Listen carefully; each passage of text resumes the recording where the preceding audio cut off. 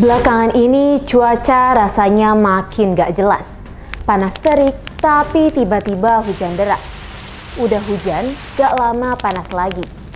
Seremnya, di tengah cuaca yang gak menentu gini, penyakit saluran infeksi dan pernafasan akut (ISPA) malah berada dalam kondisi kewaspadaan dini.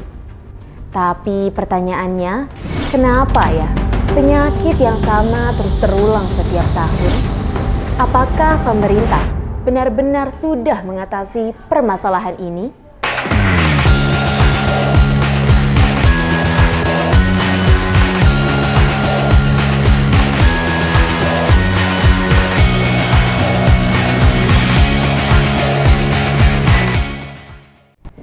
Saluran infeksi dan pernafasan akut atau yang biasa dikenal dengan sebutan ISPA kerap melonjak setiap kali musim berganti.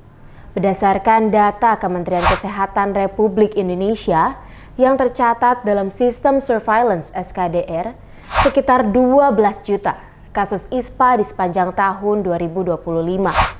Lantas, apa yang menjadi pemicu dari lonjakan penyakit ISPA di Indonesia ini? Penyebabnya adalah infeksi disebabkan oleh bakteri dan virus yang bisa menyerang saluran pernafasan atas dan bawah dari manusia. Dan penyebabnya bermacam-macam, yang utamanya adalah virus bakteri, tetapi ada faktor sekunder lain yaitu polusi udara. Karena udara kita sekarang sudah tercemar ya, menyebabkan banyak debu atau yang disebut partikulat, yang kemudian nanti ditunggangi oleh virus dan bakteri tersebut dan masuk ke dalam manusia ya melalui saluran pernafasan.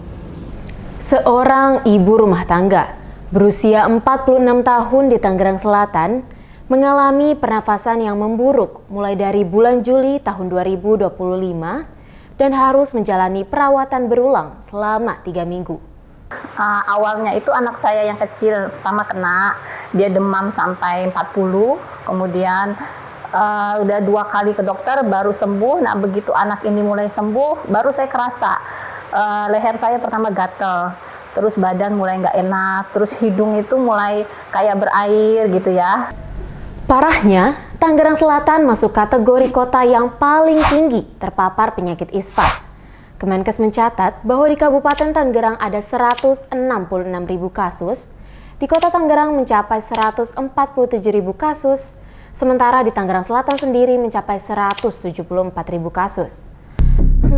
Lalu bagaimana ya penyebaran ini bisa terjadi?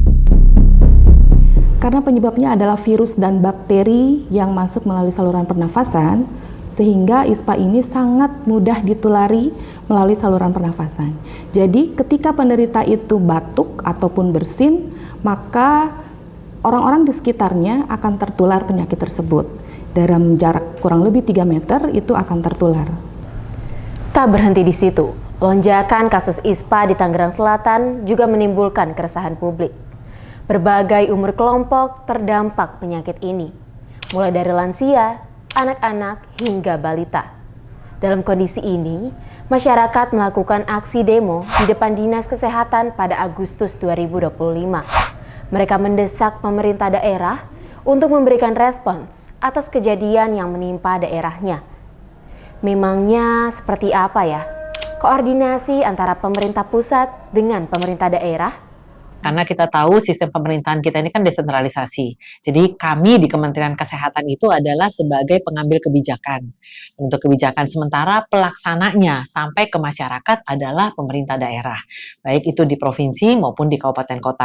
Nah, terkait isu yang terjadi di daerah tentu kewenangan pengambilan kebijakan ada pada pemerintah daerah. Tetapi kami ketika dimintain untuk koordinasi atau kami bisa langsung ke feedback mereka untuk menyampaikan apa sih tipe influenza yang terjadi di Tangsel gitu, sebetulnya sudah kita sampaikan. Dan memang dari hasil data itu